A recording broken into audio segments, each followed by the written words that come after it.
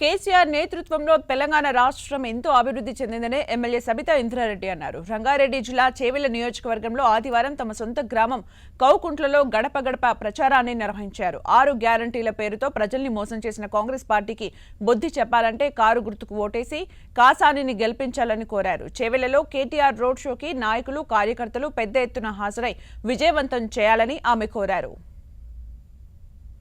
2 లక్షల రుణమాఫీ నేను చేస్తా అని చెప్పిండు. ఒక్కసారి ఆయన మాటిందమా?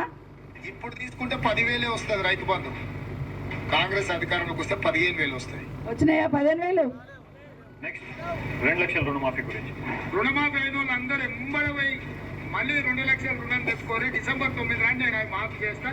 కాబట్టి రైతులందరికీ నేను విజ్ఞప్తి చేస్తున్నా, ఎంబడి లోన్లు తెచ్చుకొని వచ్చిన ఎంబడే నేను రుణమాఫీ చేస్తాను. చేసిండా 2 లక్షల రుణమాఫీ? ఇప్పుడు పెన్షన్ తీసుకుంటే 2,000 వస్తుంది, కానీ ఒక్క నెల వాయిదా పడ్డదంటే వచ్చే నెల మేము 4,000 ఇస్తాం. వచ్చినాయా 4,000? ఏం చెప్పిండు? ఎన్ని అబద్ధాలు చెప్పిండు? ఎలక్షన్ అయిపోగానే, ఎలక్షన్ కాకముందు 2 లక్షలు పోయి అప్పు తెచ్చుకోండి కావాలంటే బ్యాంకుకి, నేను రాగానే డిసెంబర్ 9వ తారీఖు నేను అప్పు మాఫీ చేస్తా అన్నాడు. డిసెంబర్ 9 వాయే, జనవరి 9 వాయే, ఫిబ్రవరి వాయే, మార్చి వాయే, ఏప్రిల్ వాయే, మే 9వ తారీఖు కూడా వస్తూ ఉంది. ఇప్పుడేం చేస్తున్నాడు? తొండోడు లెక్కలు అన్నట్టు అంతా దేవుళ్ళ మీద ఒట్లు పెట్టుకుంటూ తిరుగుతూ ఉన్నాడు.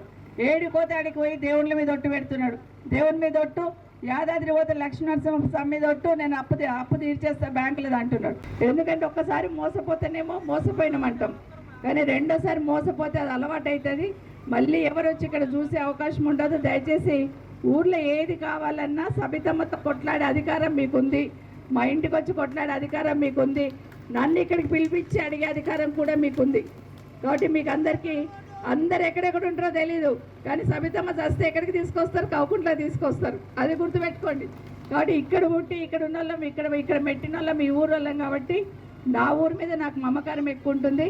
మీకు అందరు కూడా ఒకటే కోరుతున్నా, జ్ఞానేశ్వర్ గారిని, ఎంపీ గారిని గెలిపించండి. కారు గుర్తు కొట్టేసి కేసీఆర్ గారిని గెలిపించుకుందాం, కేసీఆర్ గారికి బలాన్ని ఇద్దామని మిమ్మల్ని అందరినీ కోరుతా ఉన్నాను.